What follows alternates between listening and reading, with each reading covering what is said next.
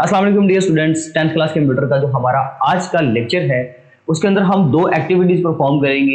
एक जो आईडीई से रिलेटेड है कि हमने कुछ आईडीई के नाम बताने हैं कंप्यूटर के ऊपर सर्च करने के बाद, और दूसरा हम एक एक्टिविटी परफॉर्म करेंगे जिसके अंदर हमने एक अपने कोड को एग्जीक्यूट भी करवाना है। जी तो स्टूडेंट्स, फर्स्ट ऑफ ऑल जो हमारे पास नंबर 1 पे एक्टिविटी है उसमें हमने कुछ आईडीई के नाम बताने हैं।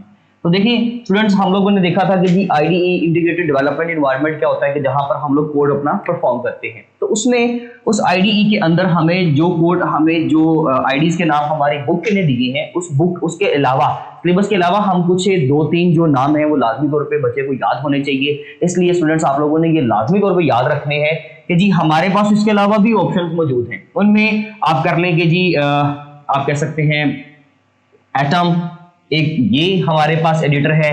Emacs के नाम से हमारे पास एक एडिटर है जिसके ऊपर हम सी लैंग्वेज का कोड कर सकते हैं। और हमारे पास सबलाइम टेक्स्ट जो है, इसके डिफरेंट वर्जन होते हैं, सबलाइम टेक्स्ट 1 2 3 4 इस तरह से।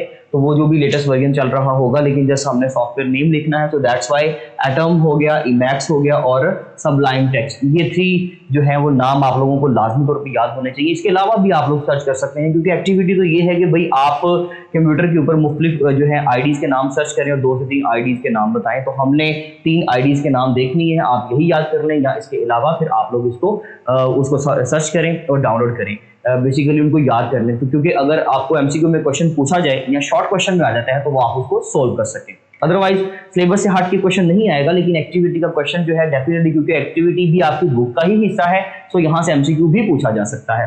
नेक्स्ट एक्टिविटी जो नंबर 2 है हमारे पास, उसमें वो कह रहे हैं जी सी लैंग्वेज का एक कोड है आपको दिया हुआ है, वो कोड जो है वो आप एग्जीक्यूट करके दिखाएं। तो स्टूडेंट्स देखिए सिंपल उसका लिए मेथड में एक्सप्लेन कर देता हूं।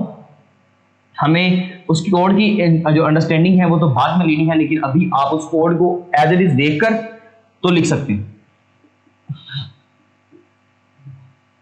इंक्लूड stdio.h, ये कुछ कीवर्ड्स हैं, आपने एज इट इज ही लिखने हैं।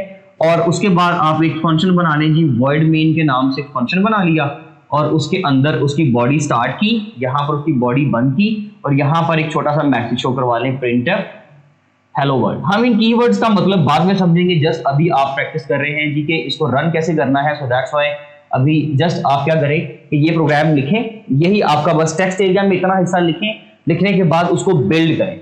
फाइल को जब आप मेन्यू बार में देखोगे स्टूडेंट्स, यहाँ पर जो आपकी फाइल के टॉप पे मेन्यू बार आ रहा होता है, वहां पे एक बिल्ड का ऑप्शन होगा। उस बिल्ड के ऑप्शन के ऊपर जब आप क्लिक करेंगे तो फाइल आपकी रेडी टू रन हो जाएगी, मतलब अब आप उसको रन कर सकते हो। उसके लिए जो भी शॉर्टकट की है वो यूज करें, या उसके बिल्कुल साथ एक रन का भी आइकन आ रहा होगा कुछ इस तरह से। वो आइकन इस तरह से ट्रायंगल शेप का होता है, और ये एक जैसे सेटिंग्स टूल्स के हमारे पास आइकन होते हैं उस तरह से आ रहा होता है। तो पहले फाइल को बिल्ड करें एंड देन रन करें, तो ये जो भी आपकी इसकी आउटपुट बनेगी, जैसे कि हेलो वर्ल्ड की आउटपुट बनती है, वो आपको स्क्रीन के ऊपर शो हो जाएगी। तो ये थी जी हमारी 2 बड़ी ही सिंपल सी एक्टिविटीज। इंशाल्लाह जब हम कोड को सीखेंगे तो हम फर्दर एक्टिविटीज करने के काबिल भी हो जाएंगे और हम उसको सीख भी लेंगे। तब तक के लिए अल्लाह हाफिज, इंशाल्लाह मिलते हैं अपने नेक्स्ट लेक्चर।